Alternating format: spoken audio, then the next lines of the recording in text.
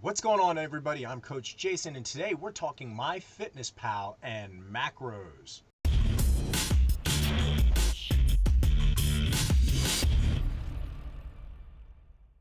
Well, today we're going to talk about not only how to set your macro goals in MyFitnessPal, but more importantly, how to set up MyFitnessPal so that you can track your macros as you go throughout your day. So you'll see here that I've actually got my phone up here on the screen. And I'm going to actually walk you through how to, number one, set up your macro targets or goals in MyFitnessPal. And then number two, how to set up MyFitnessPal so as you log your food, your macros are being tracked and you can very easily and quickly see where you are in terms of your budget. All right, so let's get started. So here on the screen is my cell phone. I've got a screen capture for you.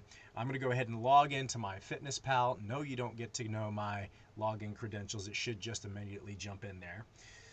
So you'll see at the top, I've already got this set up to track macros. I haven't logged anything today because I wanted to, for this discussion, be able to show you what actually happens when you start logging. So what I'm going to do first, before we get into how to set up your screen so it looks like this, I'm going to push on the three dots in the bottom right-hand corner of this screen where it says More. So again, I'm pushing on More, and right there, the fourth selection down is Goals. Click on Goals.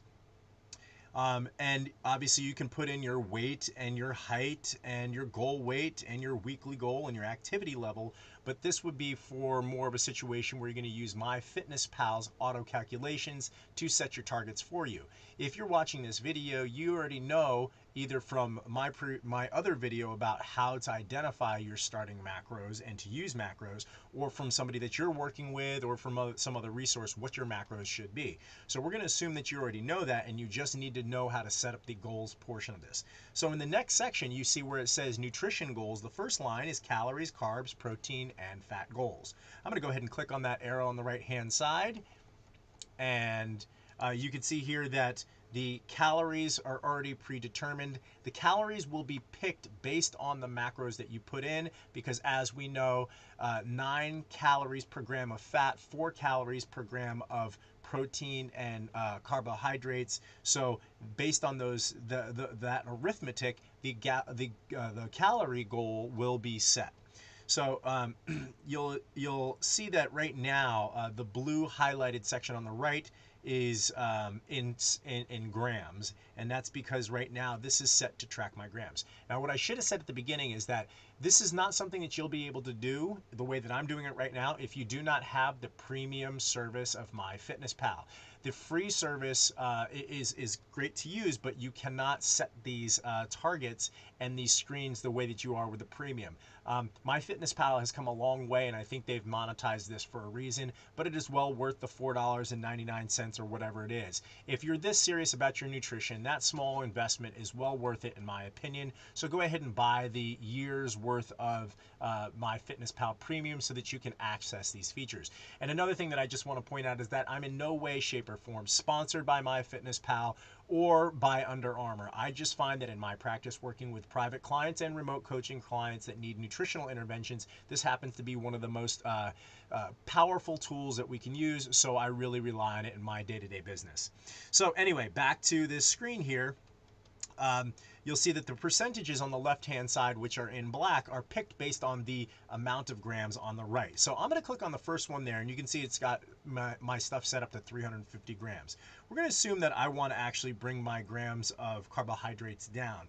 So what I'm going to do is I'm going to scroll on this little scroll bar until I get down to 300 calories. And what I want you to pay attention to is notice how in the bottom right-hand corner, that updated calorie goal has now changed pretty much in real time to bring me down to 2,800 calories. Now that's not actually where I want to be. I do want to be closer to 400, and I'm gradually titrating up my calories as my strength and conditioning routine is deeming it necessary, but I'm going to go back to 350 for now. So this way my stuff is not screwed up in my MyFitnessPal. You'll notice at the top in that blue bar, kind of in the middle of the screen, that you have grams or percentages. So if you were somebody who was doing zone and had to abide by like a 40-30-30 rule, or we're getting your macro distributions in percentages, you could switch over to percentages, and then it would assign you the grams of each that you would have to achieve when you set in a certain calorie amount. but I'm not doing that, so I'm going to go ahead and click back on grams, and you can see I'm back here at, it actually adjusted the information back based on rounding of percentages. I want to be spot on with my grams. This is what I prefer to use with people. My grams of protein right now, I want that to be 220 grams of protein, because at about 200 pounds, I want 1.1 grams of protein per pound of body weight that I've got. And my fats had actually bumped down. I'm going to bring that back up to where it was, which is approximately 80, there we go, 80 grams of fat, putting me at 3,000 calories. And you'll see that's adjusted everything back to where it was in the previous screen. Now that I'm done with that, I'm going to click on the check mark on the right-hand side, and you can see that my meal goals will be updated to fit my new daily goals. I'll hit OK. And if you want to review that, you can, but we can go ahead and skip that step. So I'm going to back arrow in the top left-hand corner there until we get back to where you see the little blue check mark in the very bottom center of the screen. Clicking on that check mark, I'm going to add food into my nutrition. But before I do, I just want to show you something. Let's go ahead and X that out. Go back to the diary, which is just to the left of that blue check. And on the left-hand side, you'll see at the very top, right now it's set to nutrients remaining. That's because that I've set this. Now, let me show you what this will most likely look like as a default. Either A, if you do not have the premium version, or B, if you have the premium version, if you haven't set it to do this yet. Notice the top right-hand corner, there are 3 dots right next to the 3,000 calories and slightly above it. I'm going to click on those 3 dots, and you can see the top selection there is calories focused. This is what it will default to in most cases, is you will see the goal amount of calories. Now, if you were counting calories, this is a different story. I find this to be way too complex for most of the people that I work with, trying to figure out how much exercise they do and what they need to do with their food. It just becomes very big hassle. So I'm going to go click on those 3 dots again, and we're going to switch this back to macronutrients focused, where it will show your carbs, it will show your protein, your fat, and your calories remaining. And you can see that the top selection there has changed now. We have 350 grams of carbs, 80 grams of fat, and 220 grams of protein. Okay, now that we've done that, let's take a look at this, because that right there is essentially telling you what your budget is for the day. At the end of the day, you want all these categories to be 0. You really don't want to have any of these categories be negative. That means you've probably exceeded one of those categories. And you definitely don't want to leave certain categories with a surplus. So for example, I definitely don't want to come shy of my protein numbers, and anybody that works with me understands why that's important and essential. That is a non-negotiable. So anyway, moving on, let's go ahead and log some food. So I'm going to click on that little plus on the bottom center of the screen, and I'm going to go to the food section, and now I'm going to go ahead and log what my breakfast is. So if you've seen any of my other videos, you'll see why this is such an easy process for me at this point. I'm going to click on breakfast, and you'll see here in frequent, I'm going to put in 4 scrambled eggs. And you'll notice that with my 4 scrambled eggs, down at the bottom is add frequently paired foods. That means the other foods that I often eat with this are also selected down here. So I know that I had my black coffee, I did my scrambled egg whites, I had my ground flax meal in my oatmeal, I had my oatmeal, my Fairlife milk, a little bit of maple syrup to make it taste yummy, I had my salsa and a little bit of cheddar cheese, and I'm going to click the check mark in the top right hand corner. Now pay attention to what happens to the numbers at the top. You'll see here at the top that my carbs, which were set as a budget of 350, are now down to 291. That's because the carbs from that meal are being subtracted from that category. My fat budget has been moved pretty significantly from 80 grams of fat down to 36 grams of fat. That means for the day after this meal, I would have 36 grams of fat left to use in my distribution.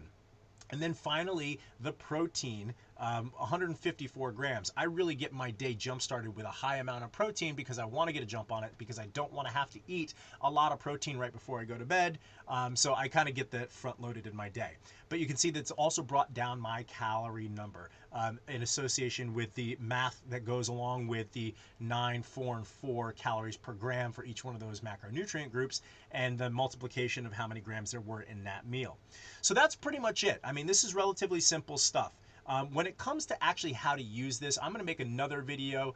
Watch out for that one. That video is really going to teach you how to eat throughout the course of the day, whether you're somebody who's meal prepping or eating on the go, so that you can pretty reliably and consistently end with your budget pretty much all at zero across the board, because that's ultimately what you want to do more cases than not.